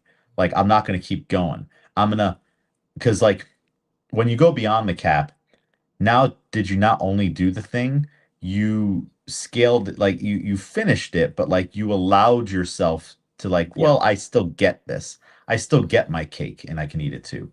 Versus no, you got the cake, but you're not allowed to eat it. Like there Yeah. is a penalty, there is a reality. I did not finish today. There's a time and a place to let people finish, but also it breeds a lot of other things on like future decision making. But maybe she comes in that day, you know what? All right, I'm gonna do Jackie. I'm gonna push hard on the row or be strategic on the row. I'm gonna get those thrusters done, and then I'm gonna see how many pull-ups I can get. And then if Miguel yells 12 minutes in and I only got 11 pull-ups, that's it. Like, I'm not going to keep going till 20 minutes or 18 minutes in to get those Yeah. other pull-ups. It's like, no, the training is done today. I wasn't training pull-ups today. I wasn't doing anything. I was testing Jackie today, and I was testing myself in my current abilities. And I'm okay driving home knowing I only did 11 pull-ups. Like, that's the hard part. People are like, I got to do all the reps. I got to do and Yeah. it's like, you really don't need to. And if you want to, it's probably not in the way you see it there. 30 ring rows, you'll finish it then. Yeah. But that's a Yeah. training day versus a testing day. So yeah, I mean, hey, if we can certainly do that more often. If you see people are signed up in your class, like that's a fun coaching thing. You see people like, I'm gonna test them today, and then like have a Yeah. meeting with them, be like, do you want to do this today? All right, that means you might not finish, and I'm gonna want you to stop at this time. And someone else might go till 14:14 because they had a couple extra reps in. That's fine. They met it when the time frame I wanted them to, but they didn't have this deal, like they're not testing, they're just training. Yeah. Yeah. Well, we'll see what workouts pop up and when Nyla and Maria get in. We'll try that. But so yeah, that was the final event. I feel like there's so much to be learned, for our teams from that final event, like in a really good way. So many lessons. I hope that they reflect back on the lessons. There was I think also they the will. floater. Yeah. I think they will too. There was also the floater. We'll just talk about that real quick. It was we guessed correctly. We had said that we Yeah. were hoping for the sandbag shoulder to overhead. I think the skier was the only other best possible thing that could have been there. Right. A rower, I don't think would have done it. I think the ski was fine. Um, it's almost like they're kind of mirroring of each other. Like you pull the bag up this way or you pull the Right. things down this way. So I did like that. It was 2 minutes of work. One partner starts on a skier, one partner starts on a sandbag. You do max reps, and then after a minute you switch, and then you spend your second minute on the other machine, and it's total calories, total sandbags added together. Schaff and Chris, the Weenie Sauruses, got fifth place in that, and they got 71 reps. And then Snackosaurus, they got fifth as well, and they got 48 reps. Kind of interesting that like the events that our teams got the same scores on, regardless of division and gender and everything, were like these kinds of things, Yeah. just interesting. The weightlifting or like the bag thing. I did see Schaff defaulted to the lapping the bag, and that was Yeah. because he's practiced it in barbell club. But also, I told them all to do that. That would be better if you get gassed instead of stopping and stepping away. Right. Just slow it down, bring it to your lap, and hit the next one. Because you only got a minute. Like you can lose so much time. And even with Chris, I was trying to get Chris to turn around faster. He was just kind of like taking big loops around and Hmm. not getting right back on the bar on the ball. Yeah. I was telling them about what is it called? I think I called it the snake. Is that Vipering, the right thing? Yes, that's what it is. Yeah. straight ground to the shoulder. Yeah. That yep, that's I vipering. was telling them about that too. But yeah, I was watching other teams and I saw people again like really strong people, but I saw people like picking it up and just holding it at their chest, like arms crossed across their chest, and then like trying to do something from there. And I was like, oh yeah, that's interesting. Like you can tell where people just don't have the background on it. And I mean, it's not something that we even touch on, like sandbags themselves. Like we've done the stones, so we're lucky with that. But sandbags we haven't really touched. But yeah, some people have no clue on how to like approach it. I do wish we had a bunch of these when I went out to California at classified CrossFit. They had a ton of them of different weights, like so many, Yeah, like they had like 10 15 pounders, 10 20 pound, like all like they had so much variety, so many of them that you really could like just like our dumbbells, you really could just get a good mix for right. a big group of people. So it's something I do wish that we had. I think it'd be cool to do them. Yeah. So yeah, that's the Shatter Slam for our teams. Overall, again, sixth place for Schaff and Chris, which I think is an improvement from last year's seventh or ninth, something like that. Yeah. Yeah. Yeah, I think so. I think they got a smooth seventh, and then this year, yeah, they tied for sixth. So yeah, Okay. Oh, should I have written it that way? Tied for six. I mean, I don't know how the tiebreak works because I mean they did win an event, so I don't know if Yeah. the team that they tied with, won an event. Because if so, then technically, if we're going by those rules, they would have got the sixth while the other team got the seventh. But I'm sure that they didn't do it like that. Yeah. But yeah, Uh, Nyla and Maria, the Snackosauruses, 10th place overall. So great outing for the day. We had a lot of fun. And we saw a lot of interesting things too. I know you and I were talking about just looking at different people's pull-up styles, and it's like with the barbell stuff, you kind of see what people default to, and you can kind of tell the people who do butterfly pull-ups way too often, and probably not yeah, enough other things that they are able to do. And you just see it in that like they can barely get their chin over the bar. The butterfly pull-up is a hard one to judge for people that don't know what they're looking for, because they just start seeing it, and then like there were so many reps that I saw counted where it's like they're nowhere near chin over the bar.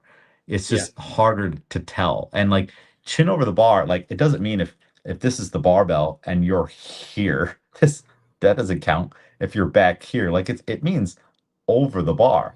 Like when yeah, you do the butterfly and you fall, right there. Like that's where you need to be. But they'll be like, here, good rep, Yep. good. And it's like that's not it,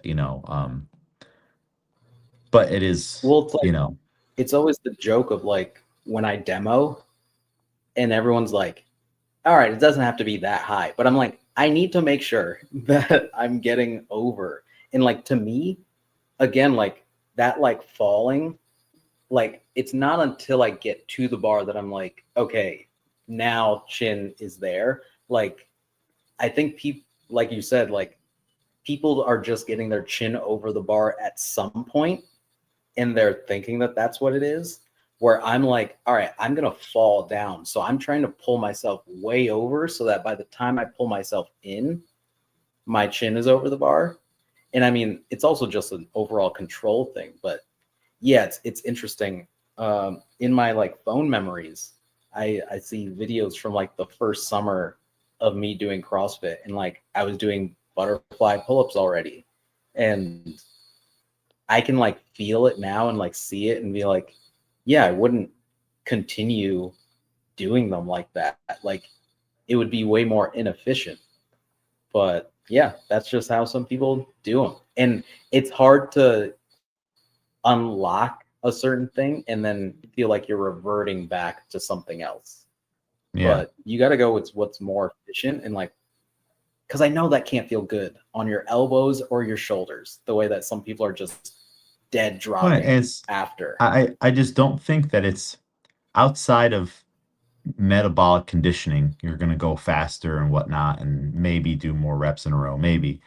I don't think it's good training. It's like, all right, like it's like I mentioned. Let's say if the pull up reps are low, do strict.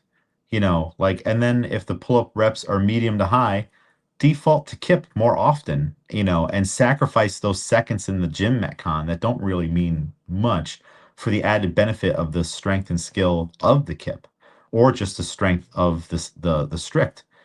And it is interesting too, seeing people start butterfly pull-ups. Like, you can start that with the gymnastics kip. You kip forward, kip Yep. back, and then start to fall. I guess it's like a cringy CrossFit moments, or something like that. When people will get here and then you see, and then they start going, and Yeah. it's like, how is that the start of your butterflying?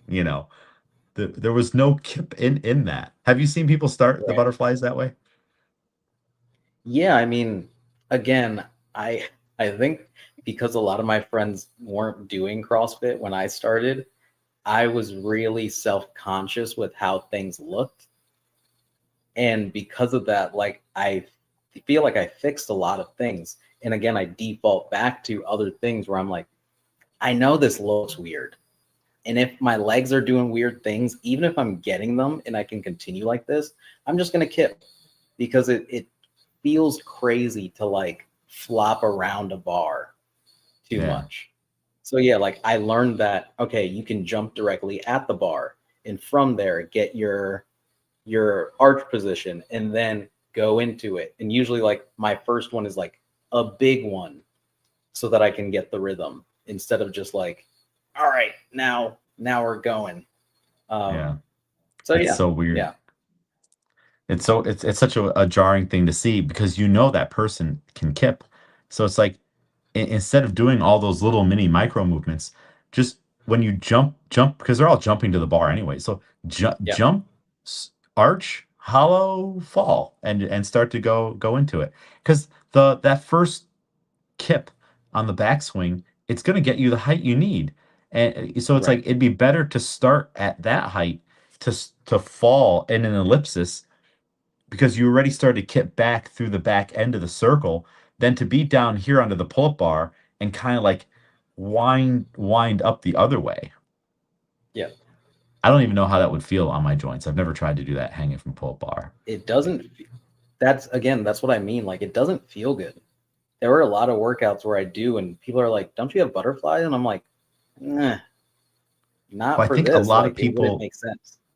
like some people teach, like you're down here and then like do the shoulder rolls to, like, to feel Interesting. feel Yeah. that, like, I do think some people do teach it that way, which I don't think there's anything wrong with teaching that part of it, but you still need to tie it into the rest of the thing. Like I would Right. do shoulder rolls back when I had butterfly pull-ups, but then to start it, it's like gymnastics kip, get, and now here's where you put that into play and you fall, and now your arch is here, and then you Yeah. snap through instead of being under the bar the whole time. Like so Right. it's just Like it's I an still interesting thing. do like make a seven and then pull yourself into the bar. Like that's how I think about it. Where it's like Yeah. I'm pushing down on the bar, I'm getting up, and then it's that pull in. And then that is what is supposed to help you continue on, is just pulling yourself in each time, um, without like compromising your positions at each point.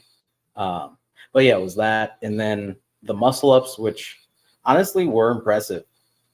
I would like to see a lot of those people, like if they just had to do muscle ups, what they look like, or if Mhm. it was like last event, I just need to get through this, or if it's like, no, this is how I do it every time. Because again, we saw a lot of different things and different scenarios where different kind of backgrounds and styles of doing it might have um, had a positive impact. Well, and it's kind of like the barbell thing where some of the things that we saw on the strategies people were using to get on top of and over the bar, imagine how jarring that would look in one of our classes, and not saying it that way to like sound snooty or anything like that. It's just it would look out of place because let's say if we had you and Mike in class and you guys are doing bar muscle ups, but then like the next person down from you has half their body out into the room and they're laying horizontal on the pull-up bar. That would just look Yeah, so jarring in our gym because we don't see bar muscle ups done that way, and we also don't teach people to do that. And it's like that person might have figured out that's just what they got to do to check the box of the movement range of motion, but but then, we say a lot in our classes on like the range of motion for the sake of range of motion isn't worth it. So I would rather you not get the bar muscle up today and have to wait another month or two to get it the right way instead of again just like the instant gratification on like range of motion done. But it's like, but at what cost? And then yeah, how are we supposed to fix that too? It's kind of like in weightlifting. It's like we can't go down a certain path where the only way to fix things is to go lighter. But also now we've done so much work the wrong way. It's going to take so much work to course correct this ship now. It's just not yeah, not worth it. So I just don't know. And again, maybe that's not how they normally do it. Maybe that's just how they do it after four events, right, and a long yeah, day. It would be cool. Like imagine if there was like a coaching service where like you can sign up and then at the event you get like video of some of your movements and whatnot, and then someone breaks it down for you and like, all right, look, like you got it done, but like this is what you need to do to get better or something like that. That'd be an interesting yeah. No, I mean component to an event. that's the thing that I like about this as well, is that you see so many different people moving, and I genuinely get so curious about it. Like I would like to see this person work out more, because the way that they're figuring this out, like I really like admire it. But also like, what is your day to day look like? Like, and there were some movements too where on the other end of like people were crushing some things where I was like, that's impressive. Yeah. I don't know how, like some of those shoulder to overheads for the women's RX, I was like, wow, that's, I am very impressed at how easily you're moving this. Yep. And we saw some great things from people who obviously had a gymnastics background, like a gymnastics grip on the pull-up bar, knuckles on top. Yeah. Like you really like that's something that we talk about a lot in our gym, and that would love to see in our gym, but it's really hard to do, and a lot of people don't Yeah. don't do it. So that was nice to see. With the people that you see things that like are a little off, I wonder too, how often are they taking class? Because Mm, That's also something that our athletes at least have a nice advantage on is that they're in classes all the time. They only take class. And I wonder how many competitors or people who start to fashion themselves as competitors start to remove themselves from class and start doing more extra training on their own in an open gym setting. Which means, what are they doing? What are they removing themselves from? The coaching. And at any CrossFit gym, that is the product. That is the reason you're there. You're not, if you and of course, I don't know their philosophy, but I would assume if you got a membership at CrossFit Shatter or House Party, you're not buying a membership to the gym. Like you get to go to their gym. But right. what you're buying is the coaching. You're going to go to those classes and get coached by Brandon or Shane or Lucille or actually those are the only coaches I know or can think off the top of my head. Like so it's not like oh I'm just going to go to the gym and do what I want. Like you're buying coaching, you're buying Right. professional training. So it's just interesting. It's always been interesting, and we've gone through phases at our gym where it's been a problem where people remove themselves from the coaching, and that's how you start to see their downspin. Like they're going to eventually like wash out of CrossFit. When the results Yeah. start coming, or they get hurt, things like that. So I wonder Or how like, many of yeah. those people don't attend class.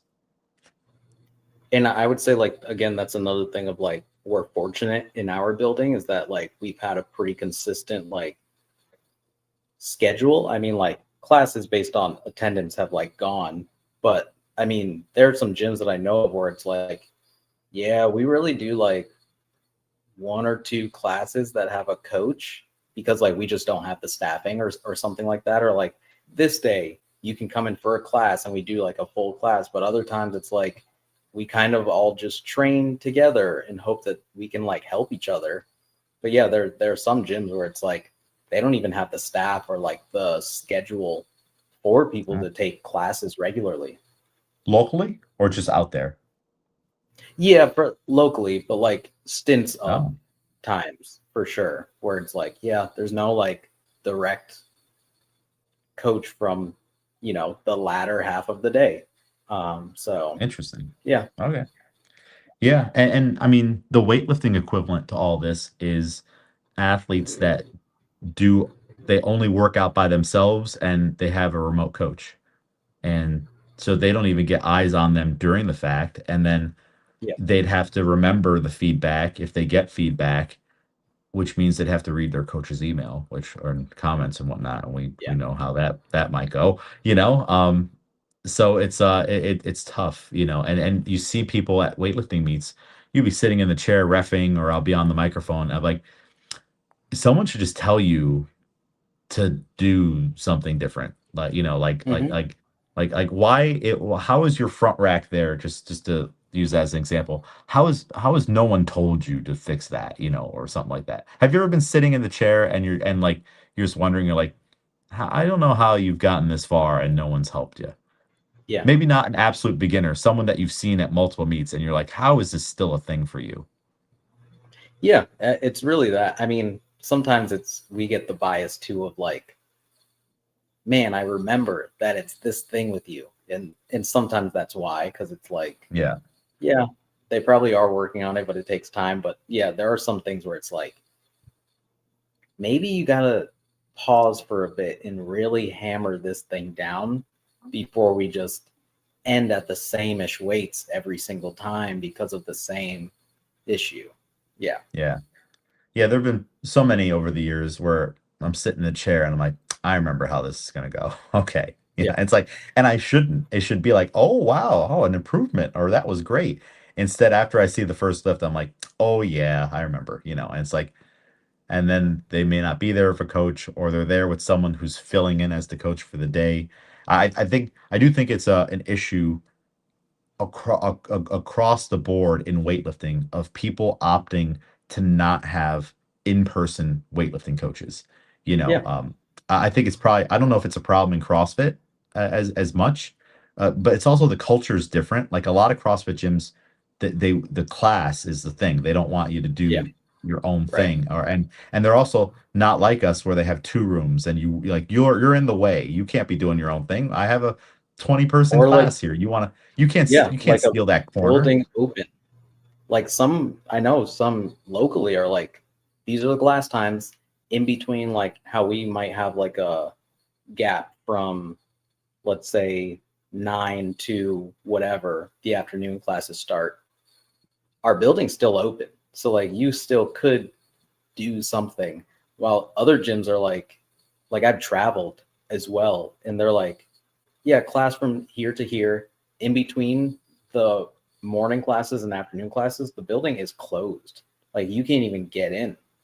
Yeah. Um, so yeah, there's that benefit too. Oh, you mean for Albany benefit for Albany CrossFit? Yeah, where Yeah. you can still get in the building, you can get the lights on in either room. Where other gyms are like, if you can't make anything after 10, then your options are 5 p.m. and after. Lit We literally just had people from out of town that wanted, to do an open gym thing, and they were like, "It's too expensive." And but it's like on our end, it's like we're open for so many hours. We have so much Yeah, space. We have so much time. We have so much equipment and stuff available to you. It's like I um I don't know what your expectations on what this should cost is, but like that's fine. Good luck finding all of that elsewhere, of all yeah, what you just said. So yeah, I think a lot of people in weightlifting would do well to find an in-person coach. It's like CrossFit doesn't really seem to have, maybe they do. There's high-profile coaches that are doing the remote thing, and it's kind of taking away from the local gyms as far as like weightlifting is, where it's like, okay, you you get to say you're on Catalyst. You get to say you're on the same yeah, team as Maddie and stuff like that. When you're kind of not, but you have the same thing, and but like you should be working with Coach Miguel down the road. He's right there. yeah, He's going to give you feedback. He's going to care about you, all that stuff. He's going to go to the meets with you instead of like email me your results and your videos. But I'm glad that that's maybe not as much of an issue in CrossFit, or maybe it's just I just haven't right, seen it yet. yeah. I think that's it. I don't know. What else? What else you got for Shatter Slam based on what you saw? No, yeah, that's great. I think every time I love this like season, and I love going to competitions, and I think for some reason CrossFit locally gets me more fired up than watching like bigger CrossFit competitions. Um, so yeah, it's really cool to see one again, like you said, like everyone from the area and watching our own people compete. Next year, I hope that we can bring more teams, um, call in some people. I think, yeah, next year, I got a plan. I got a plan for next year. I'm What's the calling it plan? now. I think we're bringing at least 5 teams. I think we can. We're gonna call in favors. We're gonna have special guests. Like there are too many Yes. people that I've talked to multiple times at these things too who aren't competing, and I'm like, if I have to be your partner, I will. And next year you're not getting away. And yeah, I think it's very possible that if we get, not force, but getting more people involved, because I think that they'll enjoy it as well. Yeah. I think so. I think so. And I think it's a good goal. We've had two the last 2 years in a row. So I think five is a nice goal to get to, and it's very doable. Hopefully they put it in on a time that works for everybody, because I think some people were away. I don't know. I can't remember all the excuses on why Yeah, people couldn't do it. But I will say I had more fun at the Shatter Slam than I did at the games. Now, of course, the right. games was a different animal, but it's like even just watching the events, I thought was more enjoyable than watching the games events. Um, Maybe, I mean, I'm sure some of that's like I'm better rested and don't have other things to think about. But like, the whole games thing was fun, and it was like a magical time at the gym and all that. But it's like this was way more fun to see all the local peeps doing stuff and not just have these people that are sprinting down the street. And I'm like, they look like they're going fast. Yeah, And there's only Colton Mertens for reference because he's like where everyone else would be with his short little legs. Um, so yeah, yeah, I definitely enjoyed it more than the games. I like the local events, just like you said. Yeah. Cool. Shatter Slam, year three. All right. My guess is that the theme for next year will be something more alien cryptid type um themed. Like maybe Bigfoot, maybe like lock like all of them, you know. Mm. Like, or we could go like the sci-fi Terminator type route.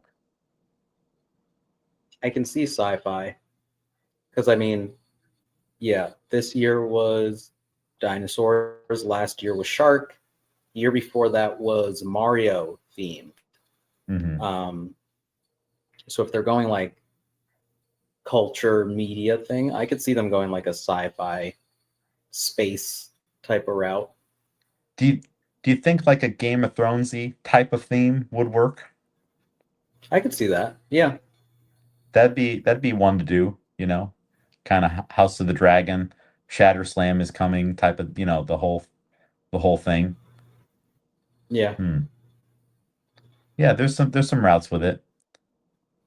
Secret agent theme, I don't know about that. It's kind of a little too. right. I'm trying to think of like the graphics that you could help out with.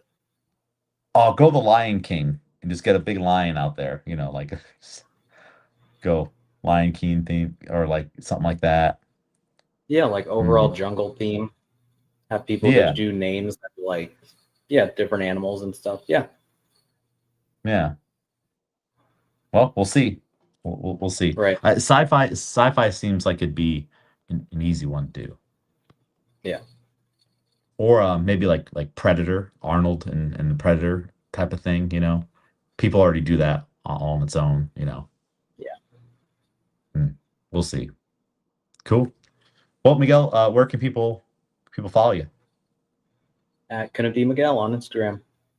Be Miguel. Follow me, James A. McDermott. Follow Albany CrossFit, Albany CrossFit Barbell Club, and sign up for local events and hire a local weightlifting coach and go to class Yep. and dial in your nutrition. Those are all the things. If you're listening, you need to do those things if you're not already doing them all. So you've been told. Signing off. Uh-oh.